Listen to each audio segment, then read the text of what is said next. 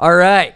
Hey everyone, welcome to the JT Podcast 17, number 17. That sounds right. Yeah. Yes, we're back, and look at us coming at you live from the apocalypse. Yep. We're on Mars or Earth City or what? I don't know. I don't really. Actually, I think we're on Earth. Yeah, I don't pay attention to Doom lore. Actually, I think we're on Earth now because in the first Doom, it was if you couldn't Mars, tell. for sure. For those of you who couldn't guess, we are making a live-action Doom music video, our first video in our studio. Yeah. So we're using our brand new lights, this new set. It's pretty surreal. It's incredible that this is in our studio. This is the first that you guys are getting to see it. We've been talking about it for so long. So finally, you can kind of get a real good vibe of what it looks like. Yeah. And then on the next podcast, we'll probably do in the spaceship, which is on the other side of this. So, you know, we get to also utilize these for some fun podcast sets. You know, just casually talking about what we'll be talking about today. I'm just gonna keep it looks so good on camera. Like I'm just gonna sit like this. Just gonna talk like that. But yeah, pretty exciting stuff. So we're making a music video we probably already talked about for the Doom Song for Daisy, which I love that song. Had so much fun performing it live at MPC last year. It's just like a fun classic JT banger, I think. So it's gonna be a lot of fun to make. And I think it was like the third or second. It was like a Doom song further along enough where I think it like also just is a song, I guess, without a lot of like direct lore, narrative, gameplay mechanic references. So it's like it's very much a Doom song, but it's also just like a song. Yeah, I don't know if that makes sense, but it makes sense to me, and that's why we chose to do it, because we wanted to test run, our studio. We wanted to pick a song that we could just do a very music video. Exactly. And it also, I was just telling John this, but it's very serendipitous timing because I might have talked a little bit on the podcast. Actually, I don't think I have, but I'm just kind of, me personally, I'm kind of shifting some gears with how I think about music basically this year. I feel like I've been spending a lot of time, especially coming out of sobriety, getting back into music, just focusing on getting back onto the regular schedule, back onto the course, and focusing on technical side. I feel like just in general, the past chunk of years, I've focused a lot on mixing and technical stuff, and I kind of want to forget all that. I want to make bad music. No, I'm just kidding. I just want to get back to a state of less technical thinking and more creative thinking. Obviously, I try to think creatively a lot, but just kind of playing it more fast and loose with music. And it was funny because when I went to look at the project for Song for Daisy, and I remember making it, it was a very, we hadn't even scheduled it. I was just loving playing Doom, and just this song just poured out of me, which I feel like the best songs I've ever made have been. So it's I don't know, it's a serendipitous project because I want to try to get back to that of just thinking, having that mentality of music. So hopefully some of that made sense. It makes sense in my brain, so that's all that matters. Point it being, tracks for sure. It just finding that passion again. I feel like, not to shit on a lot of my recent stuff, but I feel like there were a lot of technical. For me personally, just looking back and reflecting on the last year specifically, I've had a lot of technically good projects, but just kind of were missing some heart to me. Again, I'm not shitting on myself. I'm very proud of all the music I've done in the past year, but just kind of changing it up. That's all I'm kind of doing. I don't know. I think I just went on a tangent way too long, but this is a talking formatted kind of thing, so that's exactly where you should do it. This is exactly where I'm supposed to talk about it. But point being, very exciting stuff happening at JT Music HQ, and can't wait to do this one. It's going to be a lot of fun. It'll be fun. We got it's just kind of fun to have more hands-on or be around with the production design. We got a cool Doom suit being sent over that he can wear. I was talking with the I'm not quite as beefy as I was a few months ago. We went after we didn't go with the 2016 Doom Eternal suit. We went with the classic, the classic Doom guy suit, but how it was envisioned in the new games, if that makes sense. Yeah. Just because it felt more. Well, A, it was less material in the sense of just being a more reasonable suit, and then B, it's more human because you can see and also I think it works better without a helmet on. Works better without a helmet. Which is the big thing. And it works better on multiple levels. And we got a bunch of 3D printed props. I have had a hand of like kind of getting those together and painting them, and that's pretty fun to do. I didn't realize you were gonna paint them all, but they're looking great. So we're gonna have 2, right? You said so I got like the heavy assault rifle that I got printed, and I put it together, and I'm painting it currently. I have like 2 key cards. I have the Doom Guy doll, so I'll be painting all those. I primed them, and I'll take my miniature painting skills and upsize them on a bigger thing. So a little easier than it's a lot easier, and as you know, my gun interest. It's fun to now kind of take my interest or my knowledge of how those are with the materials and the wear, and try and create that artificially is really cool. I've done it with like little like orc and space marine guns and stuff, but it's kind of cool to supersize that with something that's essentially 1-to-1 to a real gun, which is it's going to be really cool. That must be really cool. Now you're looking at these fake guns, but like looking at it, how it operates. Yeah, and like trying to find where the wear points would be. Yeah, where that's cool. There's brass deflectors where the casing ejects, and it always kind of wears a certain way, like kind of the brass kind of color. So there's gonna be some, that's like stuff people will pick up. It'll be fun for me to kind of get in depth with that. Dude, that's the best stuff. That's the best stuff in creating, is when you do it for yourself. And like, if anybody else notices, sure, that's great. That's awesome. But like, hey, this is just for me. Yeah, that's the best. That's my favorite. thing. It's like a Bob Ross. This will be our little secret. This will be our little secret. Oh, yeah. What else? But yeah, then we have also the customer. They surprised us with the super shotgun, which I guess is magnetically hinged and has like ejecting shells. And there's like LED lights. I don't know. We'll see. It's Damn. They didn't send us any work in progress photos because I think they just wanted it all to be a surprise for us.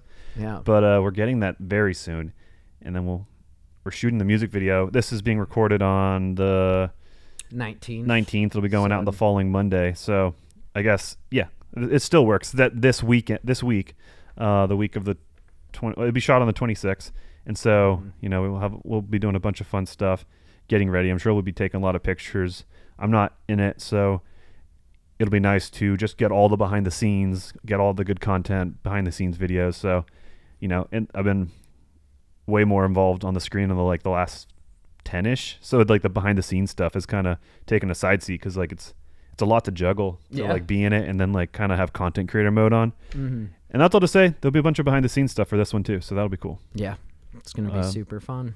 Super fun. But Doom 2016 was your for you was like when PC gaming was like, okay, right? Doom, and that's our topic today, is PC console gaming kind of stuff. Dude, that's a great segue. Yeah, because Doom 2016 actually I think was the first PC game that I played the full campaign of.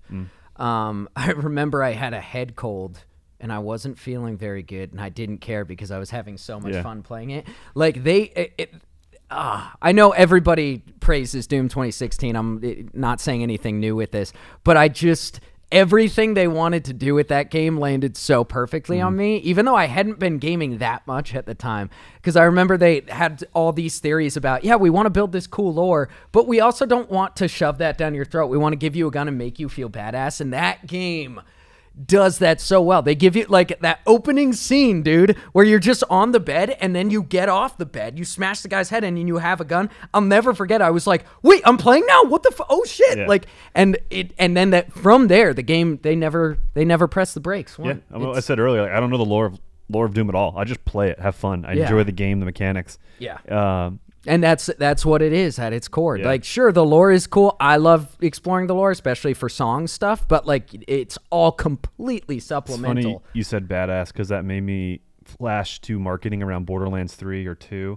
And they have so many like a badass. Gearbox loves to talk about being a badass. Yeah. They're slightly edgy. They have very, very cringe writing with Gearbox games, or at least the Borderlands games. Or maybe just Borderlands games. They still have charm, though. They're charming, that's for sure. But I don't know if they're evolving with the humor, or like maybe there was like this is, picture a graph now. This is like Gearbox's writing humor, and then this is like the trend, and they just had like the trend of like the intersection of their humor matching with like kind of the zeitgeist humor Maybe there's a brief window. Yeah. And so that's why it seems like maybe they were at the top of their game, but I think it was just like these converging paths at a time. Yeah. Maybe or something. I think it's also a generational thing because let's be honest, and I'm not gatekeeping gaming here by any means. Everybody's a gamer now. You know, it's antiquated to say nerdy, but I do think millennials, we are kind of like the biggest gaming centric generation, because we were the generation where it became cool to be a gamer, you know, or it became normal. I shouldn't say cool, but millennials are a huge part. Again, I'm not trying to gatekeep. I'm just saying as time has progressed in technology, millennials happen to be at the boom. So I feel like a lot of that mid 2000s humor was catering to our generation, like that kind of edgy, badass, cool humor. And now we got older, and you have games like God of War that are evolving and changing, and I don't know. That's the way I see it through the lens, obviously, as a millennial. But yeah, that humor has definitely not aged. Anyways, super they well. talk a lot about being badass and having badass game character things in the game. I think there's like an enemy type called a badass.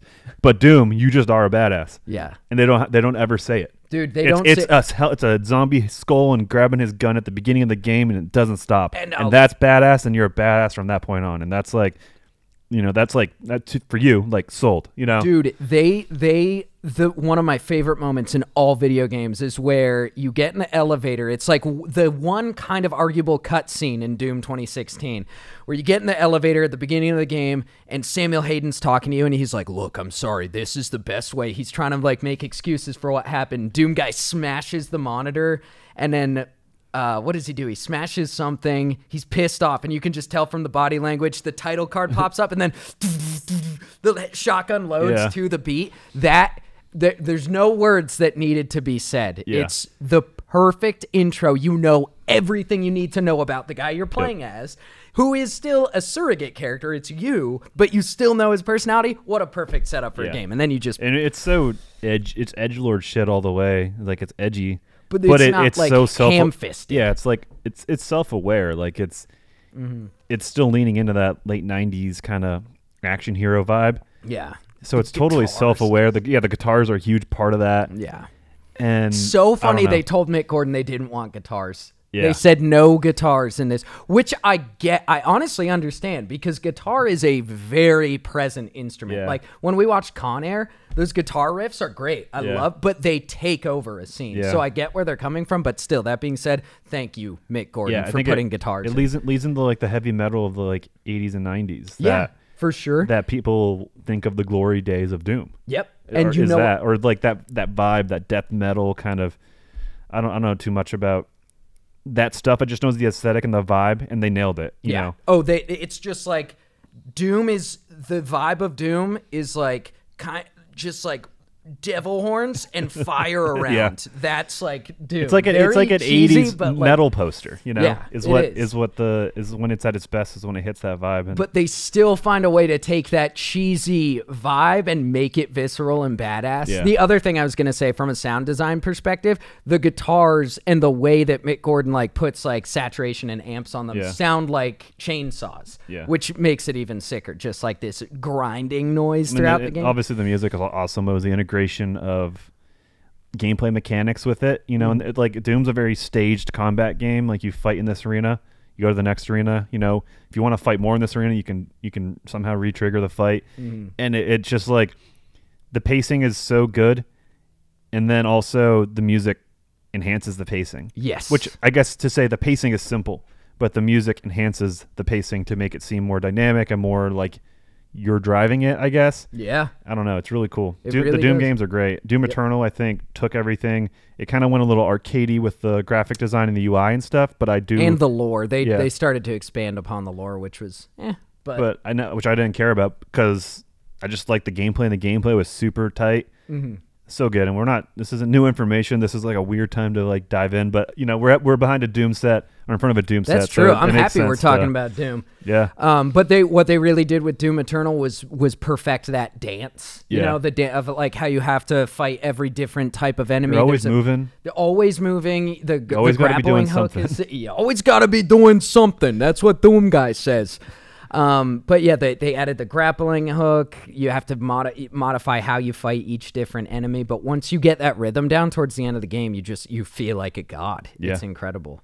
I mean, the way when they introduce it, they kind of introduce new enemy types as a mini boss in different stages, and then cut to like 3 hours later, and you're like fighting 5 of those what was a mini boss is just a normal enemy type actually, and you're also fighting like 5 of those and like 10 of the little guy, like the medium sized guys, and like 50 of the other guys. I don't know. You've got to introduce an even bigger guy. Yeah, exactly. And then you fight 5 more of those. It keeps going. So you're just like taking out all these high level guys, dancing around, swinging, chainsawing this guy, flamethrowing this guy, collecting like the ammo that comes and the power ups that come from because of the certain kind of damage you do yields pickups, and it's like you're constantly burning materials and stuff, so you have to like kind of use your cooldowns and your powers to refresh. I don't know, it's so good. It's just it's candy in terms of gameplay design. I think it's like I think so many people, we were talking about God of War, how like it's supposed to be a game, and I think Doom hits game design and gamification of mechanics, like Doom Eternal specifically. Like I personally think that's like a 99th percentile perfect gameplay mechanics game. It's so good. And even though I did just touch on, they did expand upon the lore, they still don't, they make it a little more present in Doom Eternal than it was in Doom 2016, but they still don't shove it down your throat by any means. Actually, it was really cool. Now that I think about it, they added like the Makers, which are like the angels that are still these creepy looking skeletal things. And it's like, oh, are they really much better than the hell demons? And there's this cool kind of, I did like the lore. Yeah, but again, they didn't like, if you didn't give a shit about it, I felt you don't have to. I didn't feel any pressure. And again, I guess keep bringing up God of War, but like God of War, the story is so important. Like the gameplay is pretty good and tight, but you're really pushing the story to see what happens and stuff. Where in Doom, it's there, cool, get into it if you want, but it's a game. But it's a game and it goes. It's like one thing's trying to be cinematic. Like it's not a fair comparison, but it's just to say gameplay wise that's game's almost perfect. Yep, it sure is. Speaking of perfect games, if you had anything more to say it, but I figured, hey, so we're talking about the stars, we're talking about space sort of, because there's some space stuff with Doom, Mars stuff. Star Citizen. Yeah. This game is insane. I'm sure a lot of people are aware of it. I have been aware of it, like that it's just this game that's been in development. I keep hearing about it here and there. Yeah. I kind of lumped it in with StarCraft and EVE Online. I just thought this is just one of those MMO space type games. I didn't realize how detailed and how clean. Like obviously there's still a lot of bugs in the game because it's massive, but I'm looking up the total funding. Blown by how full this world is in Star Citizen, and granted it's still in development. It started off as a Kickstarter thing way like I think 10 plus years ago. It's this huge ambitious persistent universe thing, and it just blew up on the Kickstarter and became probably one of the fastest and highest kind of funded thing on Kickstarter. Also one of the only legitimate things on Kickstarter. Well and then they started their own site, and then you could like pledge money for ships and stuff like this, and like it was like kind of like, is this vaporware? And we're like 10 plus into this and there's nothing to show. And it's like one of the most highly crowdfunded things of all time. I think it's at $500 million, and which is insane. It really feels like it when you play. Like the thing that blows my mind the most about this game is usually in a game you feel how it's designed. Like Elder Scrolls games, they're so massive, but they come with a lot of bugs. Everybody knows the meme compilations of the bugs and stuff, but that you kind of expect that because it's such a massive game. But this game, it has such literal cosmic scale. But the close quarters like gameplay also feels good. It blows my mind how good this thing feels. So that being said, any bugs that you run into, at least for me right now, are completely forgivable. Like I don't even give a shit. I mean, it's not a full release at all. There's only one. There's one galaxy which has so much. It's a full size galaxy. You like warp jump. There's planets. There's moons. You go down. There's no loading screens. Once you start the game, you're in the game. It's a persistent universe. Like. It is literally space Second Life. Like think Star-Lord on his ship, just living life off of his ship, and then he goes and does adventures, does bounties, goes and visits cities. Like there's different job progression lines you can do. It's just a game. You're in the world and you do, and it's going to only expand, and it's not a full release at all. Like there's like NPCs who just kind of stand around. You know, the server capacity is 110, where, you know, eventually be like tens of thousands.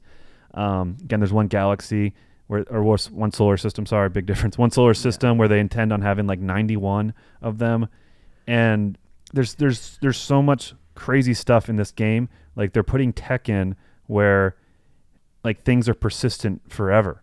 So what that means is, say there's a big battle between like rival clans over a planet, and all that wreckage falls down, all their cargo falls down, the bodies, the loot, it's there forever. That's hard to which is the fathom coolest in a thing, game. because it opens up scrapping kind of professions or adventuring, or it's insane. You could just, I don't know, like, what if someone just jettisoned their cargo randomly, and 5 years later someone's on that planet and they find just like cargo in a jungle? It's like, it creates so much emergent gameplay, which is gameplay mechanics and moments that the developers never designed. And that's their goal, is to make a game that creates gameplay within itself and moments. They're building a fully fleshed out world. It's like, it's so hard to fathom, and it's so impressive where it is right now already. Dude, that's the thing, is where it is right now. Like, we did a mining mission the other day, and we were just on this random moon, and it just looked like a manufactured experience. It looked like a cutscene.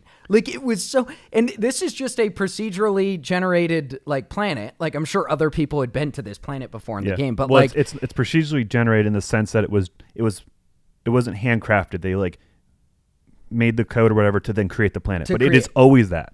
And it looks, there's full cities, like city planets. There's a Coruscant. There's it looks like biomes and weather patterns. There's atmospheres that affect your flying. There's different like different altitudes to get out of an atmosphere. There's a gas giant where it took me like 20 minutes to get to the floating city, and then 20 minutes to get out of atmosphere, because it's like, because it was so because it's a gas giant, and gravity. It's dude, I don't know. Like, it's like a lot of people are playing it, and it's there was a free to play week or something, and the conversion rate was 70%. Which is insane. Like 10% is a very, very, very good conversion rate, and 1 to 3% is typically expected, just generally as a thing. Sales, you know, people going to store, just whatever, just as a general kind of rule of thumb.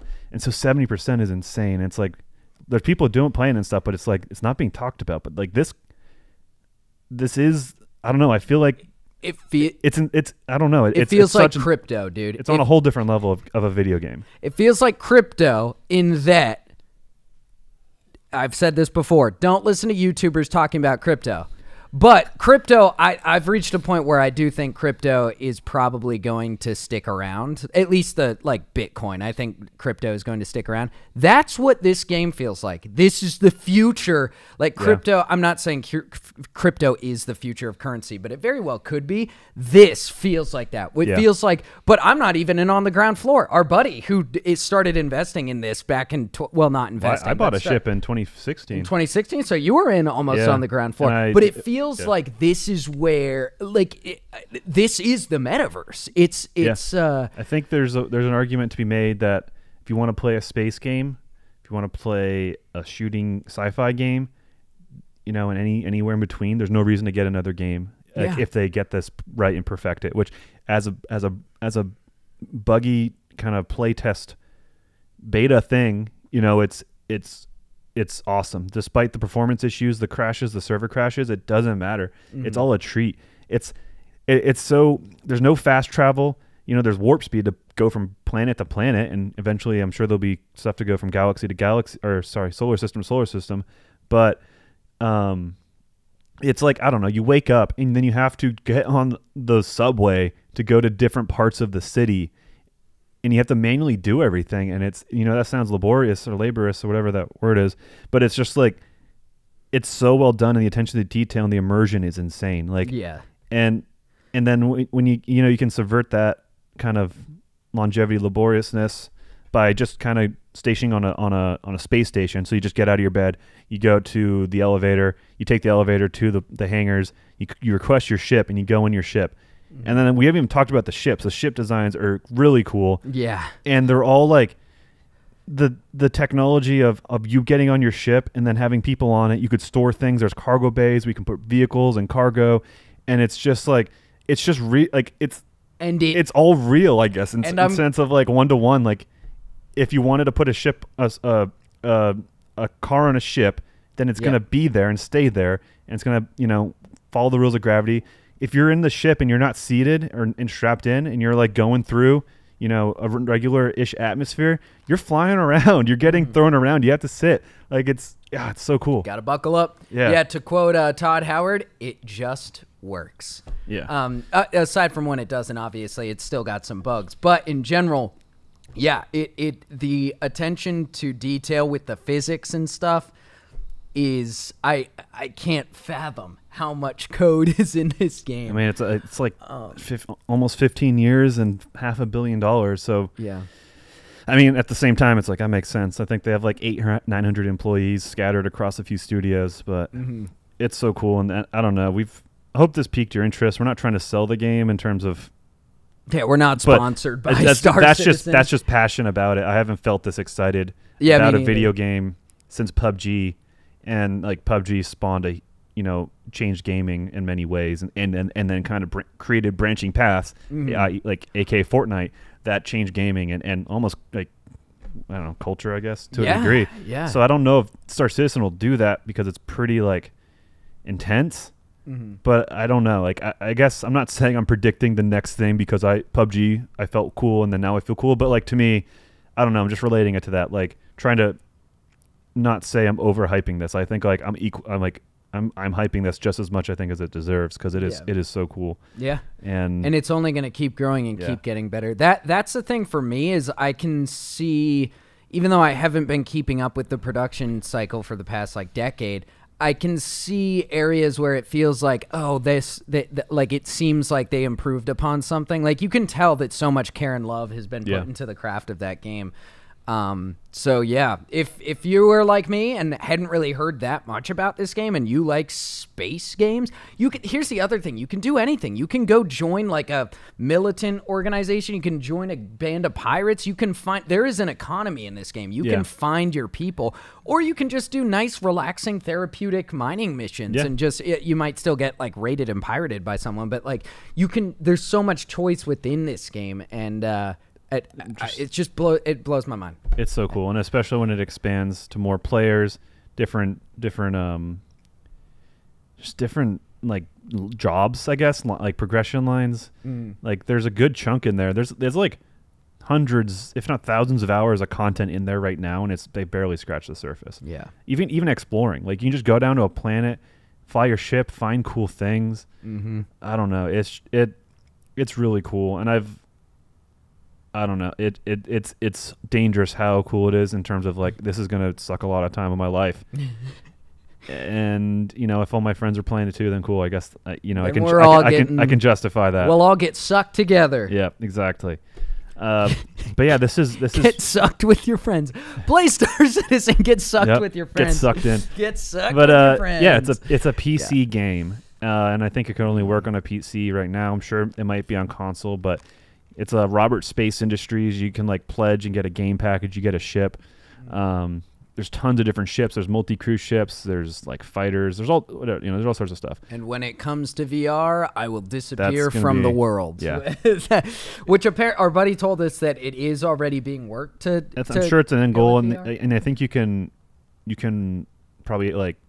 Jailbreak or hack away into making it work too. But once it gets, because it's a matter of when it gets fully integrated, it's going to be insane. I'm going to build my own cockpit. Yes. Yeah. Gonna do that. I want to build a real cockpit that I can sit in. Like, It's and like, it's not, I don't know. I've played it maybe 10, 15, 20 hours. I don't know yet so far, but like the spaceship you're in, like all the buttons, most of the buttons do real things. You have different heads-up display monitors that you choose what info it's giving you, and it's all like real info, like the heat of your internal systems, the shield where you're allocating it. You have a comms thing. You have to like request to board. There's all these different things, and like there's also like you're a Star Citizen. Like there's a law, and you got to behave. And like I was going into port, and I got like the port authority or whatever, like told me to halt, and they scanned me. Because, they were looking for, illegal cargo or like me smuggling. Because if there's a criminal system and your friend's a criminal, Like they can only really go to like this place called Grim Hex, which is like a asteroid base for criminals, and it's just that exists is so cool. You can go to jail. Wow. And like you can either like break out of jail, you can serve your time, you can like kind of I guess mine and do work to get out. Like it has this whole fucking ecosystem of like crime and stuff, and it just blows my mind. It is the coolest thing, and it's so cool. And again, it on PC, and I don't know. I think we also wanted to transition this to like PC gaming versus console gaming, or the console war is dead. Yeah. I don't know. Well, I think the biggest thing right now is that PC gaming is still expensive, right? That's a big thing. It's a huge barrier of entry. Barrier of entry, yeah. But yeah, I haven't heard much about the console wars. What's going on with consoles? When's the new Xbox 4000? There's been stuff with, like, cross-platform is pretty much, I think, normalized across the board. That's nice. And so that kind of makes a lot of things irrelevant in terms of, like, planting your flag. And I think more of the push has been put on the games not games as a service, but like essentially like Xbox Game Pass, becoming that like Xbox is investing in software instead of the hardware necessarily. They still have a very powerful machine, but like the long-term play is software, because the hardware is soon irrelevant.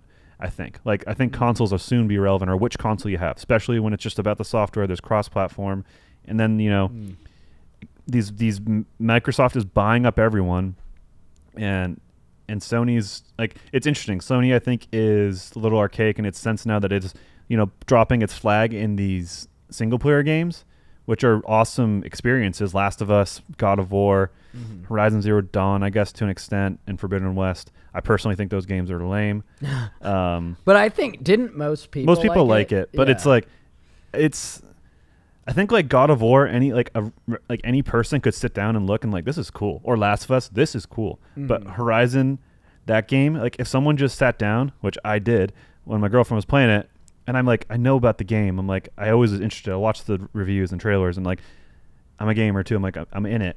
But like, I would sit down like, this looks stupid. Really?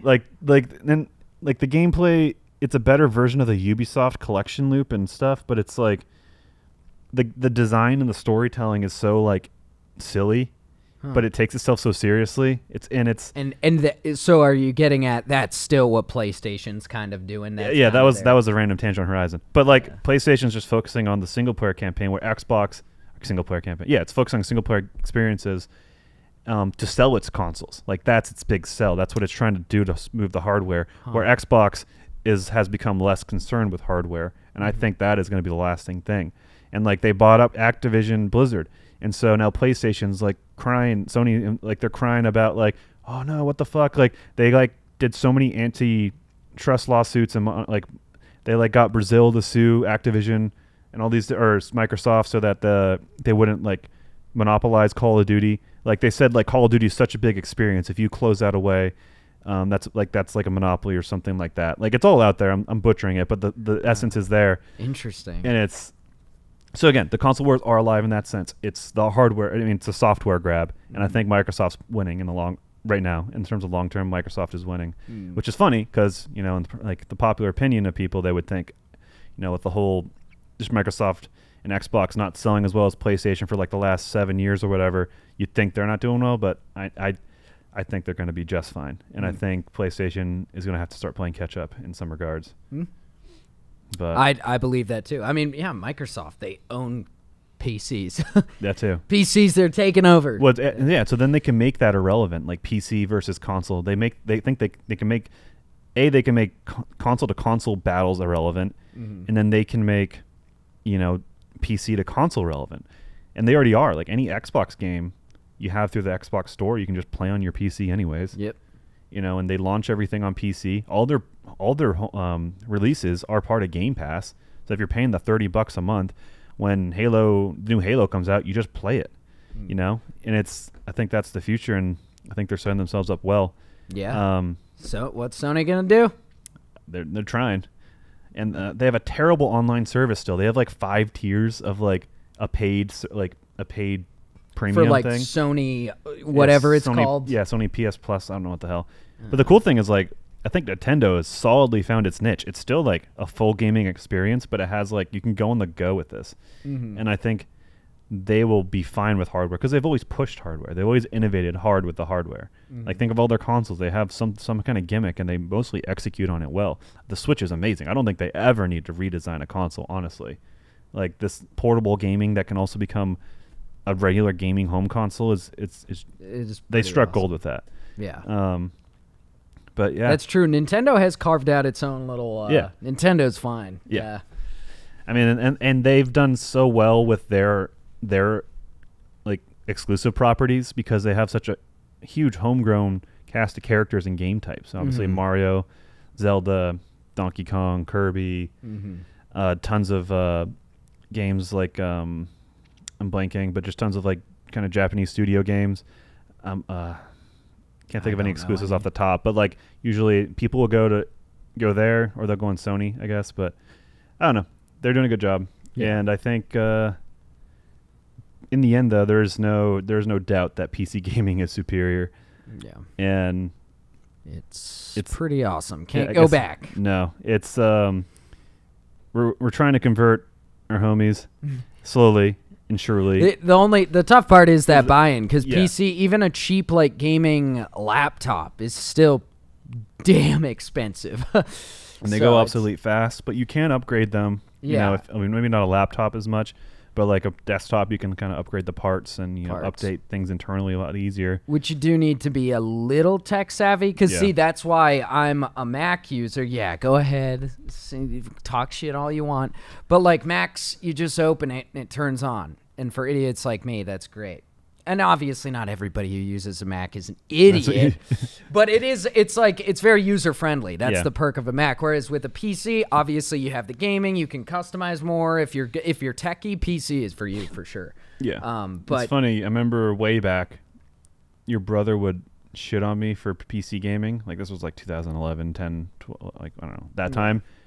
And he's like, dude, the graphics are better on console. And he was serious. I was like, no, Nick, like consoles are capped at like at that time too, 30 frames per second, maybe 60. Yeah. And like I think it's like capped at a 1080 resolution. I was like, on PC it can be whatever. Yeah, whatever the technology is. And he's like, no, dude. And then he started trolling me, but it was like something that stuck with me because I realized, it's just gonna look better. It's always gonna be better.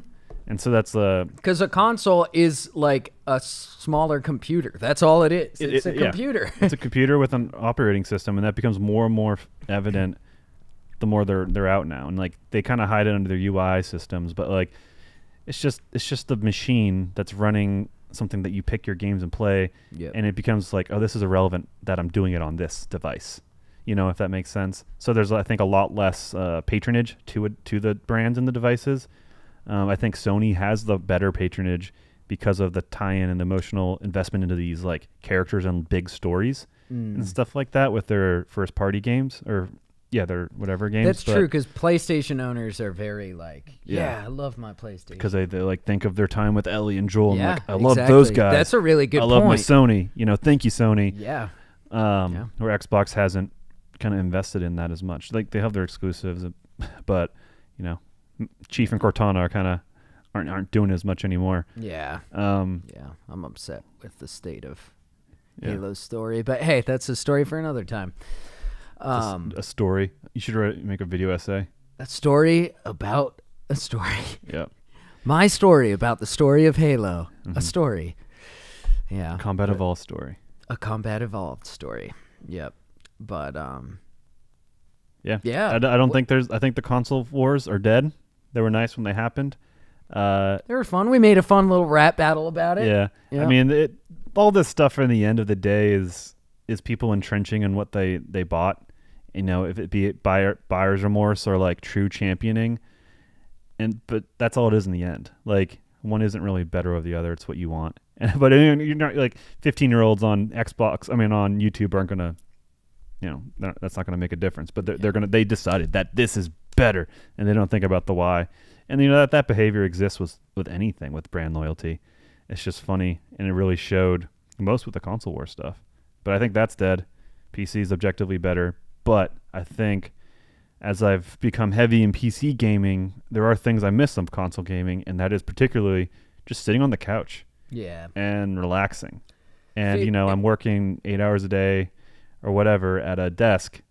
And then, if I want to spend my leisure time on a PC game, I'm in the same spot or the same type of spot. It does feel a little bit more like, going to work. And you're still just sitting, but there is a difference to like sitting on the couch, like couch gaming. There's a bit of a difference there. And there's also VR, but PlayStation has decent VR. But it's funny just because like when you like going into VR, it's almost working out, not in the sense of like laziness, but it's just like getting to that point is the harder. Like once you're in the VR, you're like, okay, cool, I'm glad I'm here. Yeah. But it's like the upstart because it's like at the end of the day, I want to relax. Mm-hmm. If I'm doing something leisurely, like truly leisurely, like gaming. But I don't know. What I love about VR, and especially playing with friends in VR, is it feels like with each other. It feels like playing pretend because it kind of is. Yeah. It takes you back to the good old days of running around as a kid and just like. I love it. It's so much fun, which is why I can't wait to see how VR develops over the next couple years. Really, the next like decade. Like when we have kids, I can't wait to see where VR is at. It's gonna be wild. Like Star Citizen in 10 years. Oh yeah, it's gonna be nuts. It's gonna be a game changer if that gets like awesome VR support. Mm-hmm. I'm sure it will. Will. Yeah. I'm just lost in the sauce right now thinking about things. Dude, speaking of other fun games, Atomic Heart is coming out. I don't think that was slated for us to talk about, but we could talk about it. Yeah. I didn't realize it was a Mick Gordon thing. Oh yeah, you didn't know that. Yeah, so we're making... because we're collabing with Rocket Gaming, and Russell showed us. I was like, this sounds like Doom. Is this the right vibe? Yeah, he showed us the instrumental he's working on, which is sick. And then you guys told me, I was like, oh shit, oh that's sick. Like, cool. What he did with that beat, and granted, we only heard a little bit of the beat Russell's working on, but he perfectly captured the sound Mick Gordon went for with it.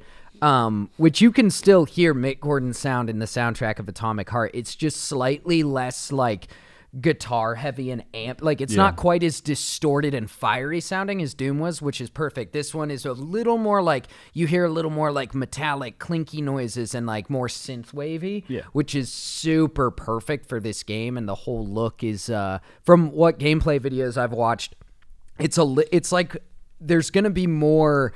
Sort of like with Callisto Protocol, the melee combat is pretty heavy in this. Like you feel the momentum, which could be. I know you weren't a huge fan of that in Callisto, right? Well, I mean, I'm sure I would have liked Callisto Protocol, but I couldn't get past the game had a game breaking crash every time I opened up a door. That sucks. And like, I don't know, I just didn't want to restart the game. Yeah, I only had been like an hour in. I was like, I'm not feeling this.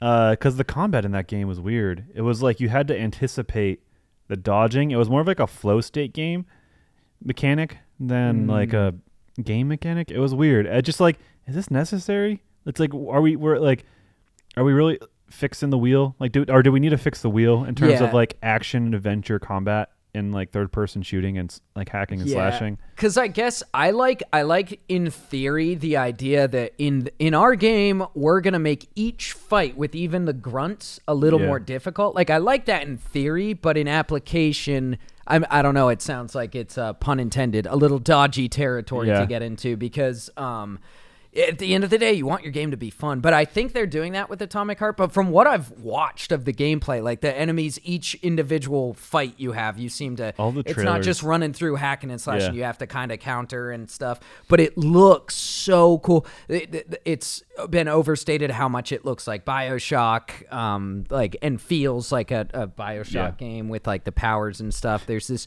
polymer in the game that's kind of like the plasmids. That's like this synthetic material that allows you to modify your genetics. So I haven't dived that deep into the full story yet. I know you play as like some Russian operative whose mental health is deteriorating. So you're kind of fighting against your own memories and stuff, which is a very classic game. Games love those flash things. Yeah, but it looks like they're setting it up all well for success. I think it's going to be really cool. The trailers are all batshit. Yes, it's like they're so dense and chaotic. Yeah, and just like so diverse in their sets, the enemy types, the like again locations and weapons and like everything's so varied and they're so dense and they're so crazy.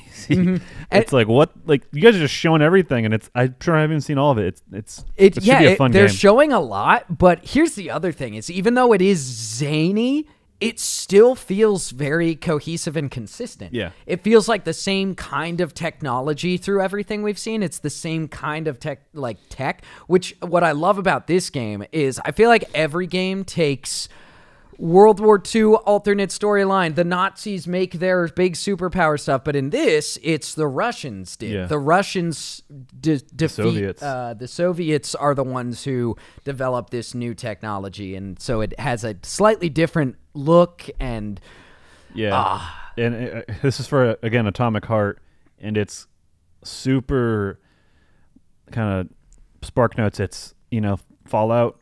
At least the setting wise, Fallout is like American 50s futurized, where this game setting is like kind of Soviet, like the prime era of the Soviets post Cold War, post World War II, kind of that aesthetic, then futurized and carried through. Yep.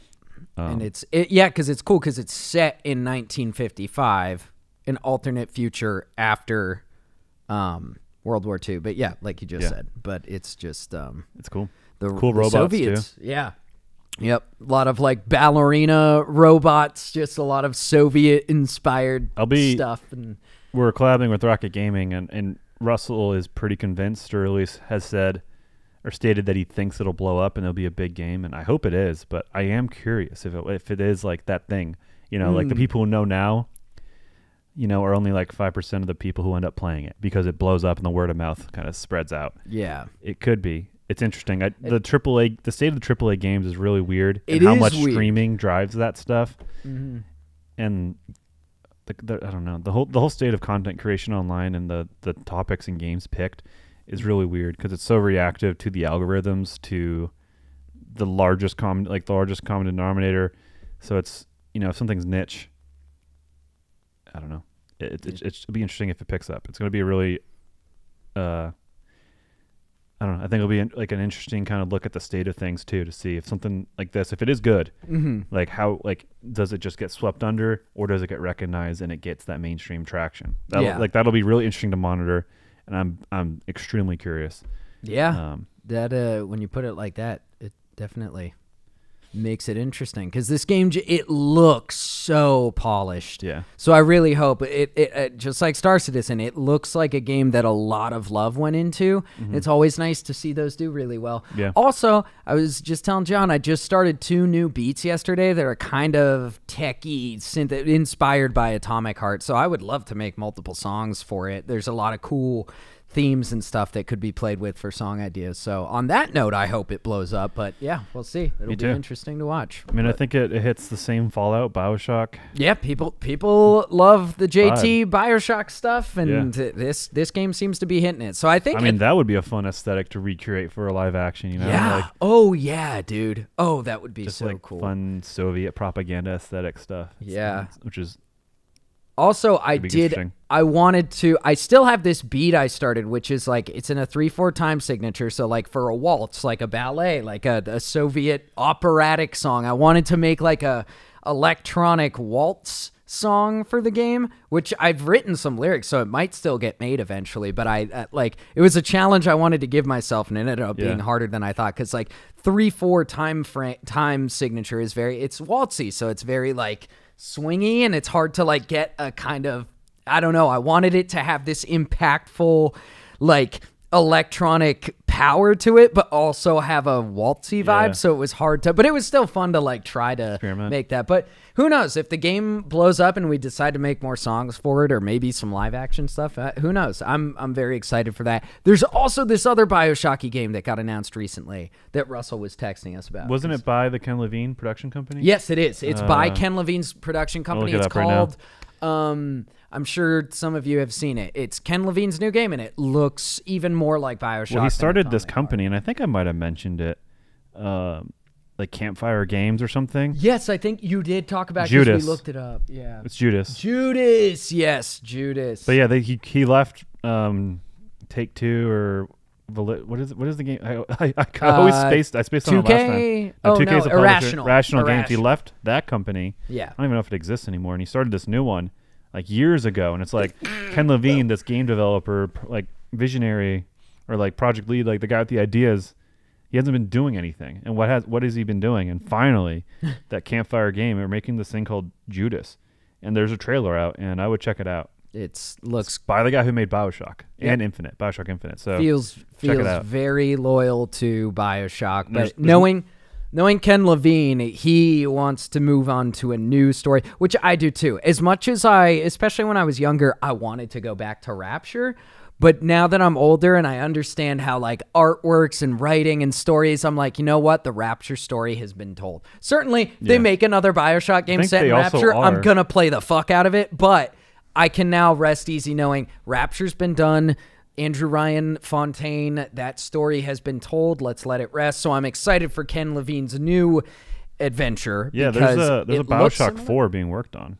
Oh, BioShock 4. But here's the one thing, dude. Here's the one thing. This is my pet peeve. This really pisses me off more than it should. This is my pet peeve, is when they make a new game or movie or show, and they're like, this is not a reboot. This is not a remake. It's not a sequel. It's not a prequel. It's its own thing. And then on the last episode or towards the end or at some point, they give you a little bit of lore that shows that, no, it is connected the whole time. Like the God of War 4 did that with the Blades of Chaos. Like the first time that happened, whenever that happened, cool. But I feel like it's done so much now, and obviously I'm not going to get pissed if in this new game, Judas, Ken Levine says, it's not connected to BioShock, and at the end of the game, Andrew Ryan shows up. I'm not going to be pissed, but I'm just kind of tired of that stuff happening. That was just a little mini rant I wanted to go on. I don't know. It feels like a hacky storytelling thing to do now. It's sort of like when you end a story and it was just a dream the whole time. Like nobody likes those twist endings anymore. You can't do that anymore. No. Or if you're gonna do that, you have to find a really unique way to put a spin on it. But like that, I don't know. That's just one of my things. I just hope Andrew Ryan doesn't show up at the end, and he's not going to, because Ken Levine would never fucking do that. Or like, this is like fanfic. Yeah, it's like that's Reddit, like edgy fanfic. This is like Reddit writing the game, but like Fontaine is like cut to Fontaine at the bottom of the ocean. They pick up his corpse and like scientists bring him back. Somehow the pressure of the ocean hasn't completely decimated his body. Oh, it's because all the atom was in his body, dude. He's all like, oh yeah, nah. We don't give us any edgy fan fiction, which I know that's what I was just saying. I know Ken Levine, he wants to get onto a new story, new stuff, new IP, while still having that feel of what made the BioShock games great. That's why I'm so excited, because even though BioShock Infinite was probably my least favorite out of the 3 BioShock games, I still loved it, and it still felt like a BioShock game. So, and I appreciated the fact that he was like, hey, I'm done with Rapture. We're doing the opposite. We're going to the sky. We're going to go where it's bright and pretty, the opposite of what made Rapture so cool. So I can't wait for this game. I'm certain it is at the worst going to be good. So... yeah. Or at the worst, cool to look at. Yes. Yeah. But I mean, it should be fine. I love you, Ken Levine. I love you. Bring Andrew Ryan back from the dead and give him superpowers and a cape. Speaking of superstar game developer guys, Todd Howard and Starfield, that is interesting in light of, obviously the No Man's Sky exists. And you can travel wherever and go through the atmosphere, like open exploration, building, crafting, all this cool stuff. Star Citizen we just talked about for a while, and then you have Starfield, which has like 1,000 planets to explore, but you can't fly in the atmosphere, and it's gonna be a Bethesda game through and through. So it's like it's gonna have its weird quirks, and like it's gonna be a fun sandbox, but the walls are pretty obvious. Like you can still do whatever you want, but the walls are pretty defined. Really? Typically. I'm just speaking from my experience playing Bethesda games. Maybe they're gonna bust that Bethesda. out. I was gonna say, is there footage of Starfield? Yeah, they have. It was very underwhelming. Oh. It looked fine, but it just... I haven't seen it. Check it out. But it just looked when like did it come out? The footage came out maybe 6 months ago. Oh, shit. I'm an idiot. Yeah, well, I do live under a rock. But, so it looks underwhelming. I mean, I'm going to play. It's going to be fun. It's a Bethesda game, but it's just like... I don't know. I just don't know. And like the space combat looks pretty good. Like it looks good. Like it doesn't super look like a Bethesda game. You know how like Fallout and the Skyrim games or the Elder Scrolls games all look the same from like 2004 to 2000 17 or whatever. Yeah. So it does look a little different Mm. in terms of like it just doesn't have that kind of Bethesda stamp on it. But I don't know. I mean, it's gonna do well. That's the thing. It's gonna people are gonna buy it. Just a matter of if it is going to be revolutionary, because there are revolutionary games coming out right now or that are here. So yeah, that'll be an interesting thing to monitor. It's going to be interesting to see how it's different from Star Citizen. I know Bethesda games are just different types of games. Yeah. I mean, it's going to be. I know that. The comparisons will be drawn. But the comparisons will certainly be drawn. And a No Man's Sky. Because, yeah. But yeah, we'll probably make a song for it. Don't worry, Todd. I know you're watching this. Yeah. I know you loved my song Fallen for Fallout, where I held a picture frame of you and kissed it. I know you love that. Friend of the show, Todd Howard. Thanks for being here. Cool leather jacket. You're very cool. What's the Todd going to a Stevie Nicks concert with Todd Howard? No, it's there's a video on YouTube. It's called Todd Howard Seduces You in a Bathroom at a Fleetwood Mac Concert. Just go look it up. Don't need context. Go look it up. Make sure you're sitting down. If you're a guy, just be aware things might get a little stimulated. So just sit down and just give it a listen, especially if you're in the mood right now and you need to relax. I'm not an ASMR guy, and I wasn't actually aroused by it, but it's like, it is weirdly calming because it's like the sound design's so good on it, and it is like an ASMR video. It's soothing, but it's also hilarious. And it's a weird experience. In the video, and when Todd admits that he messed up, and he goes, "I messed up on that. I messed up real bad." It's like, oh, you were wrong. You're so hot, Todd. Oh. Yeah. Well, that actually transitioned to what I want to finish with. For those of you who haven't seen this video, you're probably like, "What the hell?" Go watch it. Todd Howard seduces you at a Fleetwood Mac concert. The video came out around the time when like Bethesda was catching a ton of flack for like lying about their, they released Skyrim 800 times. They were doing that a lot, and then the Fallout West Virginia 76 thing, wasn't just a good game. It was a mess. And like a lot of trust lost there. Mm-hmm. And then also space big games, BioWare had lost a lot of trust too. Why? What did they do? Andromeda was a Andromeda. Trash heap of a game. Yeah. And I think they had another bad release. I might be spacing.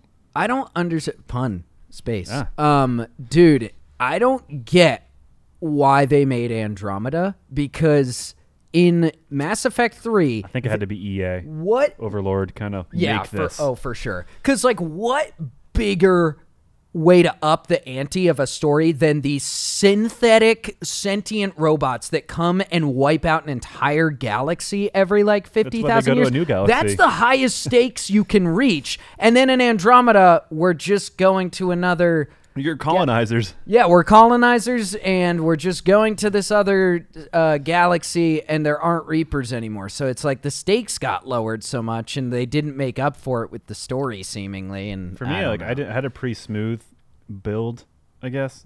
Typically, PC is going to be smoother in terms of like the jankiness, like Cyberpunk. I played that on PC relatively fine.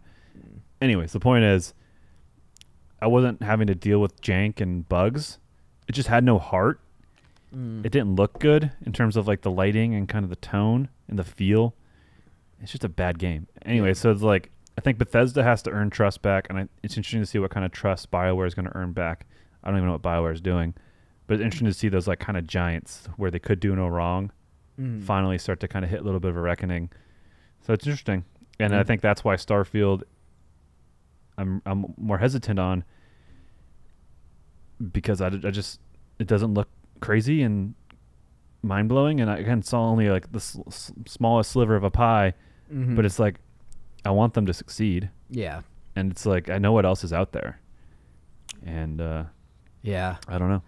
My concern for Starfield is that it's been being worked on for so long that like games have evolved so much since he started working. They've always been dated, their games. Yeah, so like I guess they kind of have. Yeah. So that's my concern for it. It's like, even if this objectively would have been a masterpiece of a game like 10 years ago, is it still going to hold up now? Especially when you have stuff like Star Citizen, which might be a completely different kind of game, but might be objectively more fun to play. I don't know.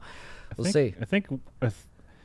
I think their systems, their gameplay, their talents, and whatever their range of abilities are to produce, I think excel with high fantasy, or like that kind of with the Elder Scrolls world, and it's I think it makes it more like earned and loved if there's 10-year gaps between the releases, but like I think that's where they shine. And the fact that they haven't made an Elder Scrolls high fantasy type game since 2011 maybe, I think, when it came out. Skyrim came out. Yeah, it's just like it feels like you guys are behind. You always are behind, but it's fine. But I think if you're behind in a space game with exploration, thousands of planets, if they're behind on that concept and that feels dated, then that's really bad, because that's like an ambitious setting where you should be pushing tech. And maybe they are, because 1,000 planets is no small claim to make. So they got to... It'll be interesting to see how they deliver. Also, that's a huge fucking claim to make after making claims and falling through on a simple 4-person MMO co-op game. You know? So I don't know. I'm skeptical. I want it to succeed. I'm not a hater. But it's an interesting choice, I think. Yep. I think going all hands on deck on the Elder Scrolls 6 would have been the best move. Yeah.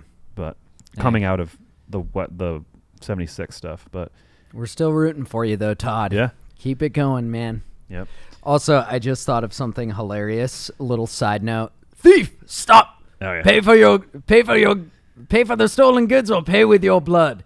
And dude, it was so funny. I just found out that you got a speeding ticket in college, and in North Carolina, they're pretty strict about speeding tickets. You literally paid for your speeding ticket by donating blood. Yeah. You paid for your speeding ticket with blood. Yep. That's fucking hilarious. The cop pulling you over, it's literally just like Oblivion NPC. Thief, stop. I can't pay move my the ticket head. or pay with your blood. Can't move my head. I just lock into it. Yeah, you just lock in and zoom. Yeah.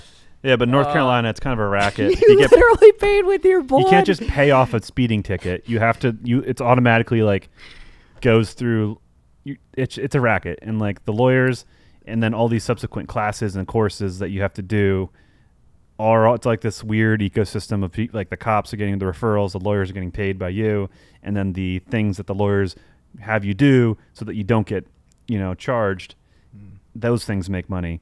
And it's like, it's such a pain in the fucking ass, because, I mean, I've only been pulled over speeding once, but it's just like, I would pay money a ticket. Like, I think everyone would then go through that, or the liability. If you don't do that stuff, then you're kind of screwed, and your insurance skyrockets. If you just pay, then you're admitting guilt, and then in North Carolina specifically, that's why you can't just pay the fee or whatever. Because then you admit guilt, and it makes your insurance go up. That's so absurd. Because I've gotten pulled over. I've gotten pulled over a couple times, but for speeding twice. One time I was given a warning, and the other time I was given a $250 ticket. But honestly, like, that's expensive, but that's kind of like what a speeding ticket was. I was going 80 and a 72, which isn't that bad, but it was in Virginia, and it was around a holiday, so yeah.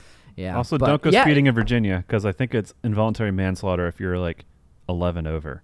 Oh, so I almost involuntary manslaughter. Yeah. Jeez. Yeah, I got pulled over going 91 in North Carolina, and the cop was like, "Is everything okay?" I was like, "Yeah, I was just a stupid fucking kid." Well, yeah, you drive fast. Then I just had to give blood, and all things off. Pay with your blood. That fucking made me laugh so hard. I was like, dude, you literally paid with your blood. That's so epic and medieval. I love it. I want to do that. Pull me over. How much blood do you need? When I went to go get the blood given or whatever, and like, actually, this is a fun layer, but like the person doing the thing, I don't know, messed up, whatever, and I just see out the corner of my eye, like, just squirt out, and I was holding the proof, the card proof that I had to give and present to the whatever, and blood squirted on the ticket. That's gross. So dude, that's so funny, because I was about to paid with my blood. Here's my blood on this banknote. I was about to say, did you say to the nurse as she's getting your blood, like, this is fast blood? I got fast blood. No. Because you got a speeding ticket. Oh, yeah. That's why you say, this is fast blood. And then it pops out, and then you're just like, see? Fast. Even my blood doesn't even want to stay in my body. Was like, I'm so squeamish with blood and stuff, like, particularly like, I guess for myself and gore, I don't know. Like, I guess I've never seen anything really gory of myself or broken arm or anything. Thankfully, but like that was the most like compartmentalized I've ever. I was like, no, just like you didn't think about wasn't blood. Yeah. But anyways, on that note, thank you all for hanging out and listening. Hope you've enjoyed hanging out with us in hell, in Earth hell. We the flickering is not a broken thing; it's a fire effect going through a window because like it's the apocalypse. The world is burning outside. That's kind of the vibe. Yeah, I think that we fit the vibe perfectly. Yeah. It's very much it's pretty feels cool. like hell. Feels like the world outside is on fire, but we're nice and cozy in here. So indeed. Well, thank you everyone for hanging out. See you next time. Bye-bye. Bye-bye.